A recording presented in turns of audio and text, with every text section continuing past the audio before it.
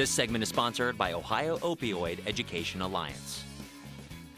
And Nationwide Children's Hospital, Treatment for Healthy Alternatives provides counseling for patients with substance abuse concerns.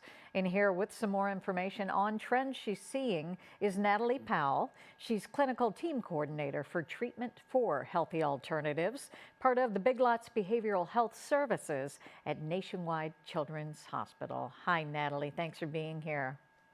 Thank you for having me. Let's start with what kinds of trends you are seeing over the last year. In fact, I'm sure substance use, mental health, a lot of these have been very big concerns due to the pandemic, and now how maybe that has impacted youth and adolescents. Yeah, there have been a lot of challenges due to the pandemic. Adolescents' lives were changed just as much as the lives of the rest of us. They had to switch to virtual school or perhaps hybrid. Parents may be working from home. Their interactions with peers were really decreased, and those activities and social milestones that are typical of the adolescent years, a lot of those were missed out on. So unfortunately, we've seen increased stress in adolescents, and with that, symptoms of anxiety and depression. And I'm sure that's challenging because now you have to continue your counseling, but differently during this time. How has that been, and do you feel it's as effective? It has, we are lucky here at Children's that we were able to pivot to telehealth pretty quickly and early in the pandemic, and we're able to stay connected with the adolescents and the families that we were seeing. Those families have also put in a lot of hard work to make those changes and to continue working on the challenges that they face. Let's talk about the families. Natalie, what kind of advice do you give them?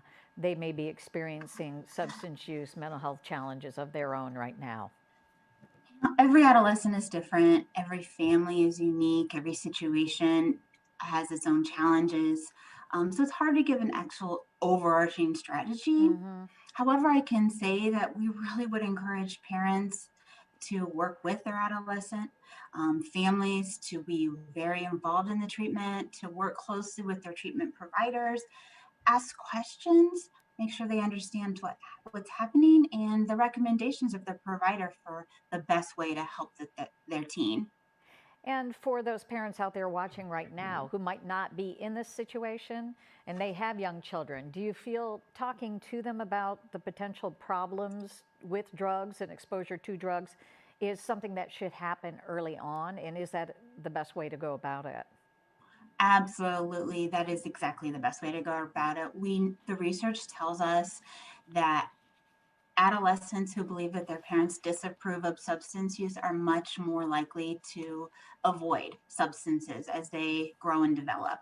Um, the best prevention is for parents to have the kind of relationship with their children that involves regular and open communication.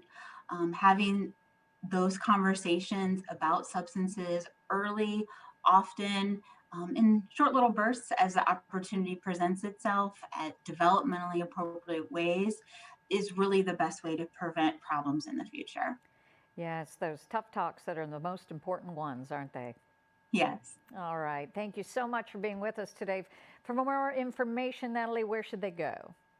An easy way to go is the onoursleeves.org. It offers a lot of education and resources and links for services in the community. All right. Thanks for sharing some time today. We appreciate it. You're very welcome. And as Natalie said, for more information, you can visit onoursleeves.org or visit don'tliveinDenial.org.